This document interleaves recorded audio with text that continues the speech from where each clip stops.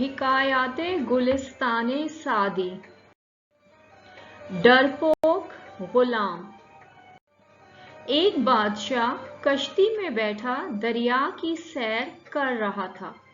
کچھ درباری اور چند غلام بھی اس کے ساتھ تھے۔ ان میں سے ایک اجمی غلام پہلے کبھی کشتی میں نہیں بیٹھا تھا۔ وہ ڈوب جانے کے خوف سے کانپتے ہوئے رو رہا تھا۔ بادشاہ کو ناگوار گزرا اور کہا، روتا کیوں ہے؟ چپ ہو جا۔ اجمی غلام نے بادشاہ کے حکم پر توجہ نہ دی۔ کشتی میں ایک دانا شخص بھی سوار تھا۔ اس نے غلام کی حالت دیکھی تو بادشاہ سے کہا، عالم پناہ، اگر اجازت دیں تو اس غلام کا خوف ابھی دور کر دیں۔ بادشاہ نے اجازت دے دی۔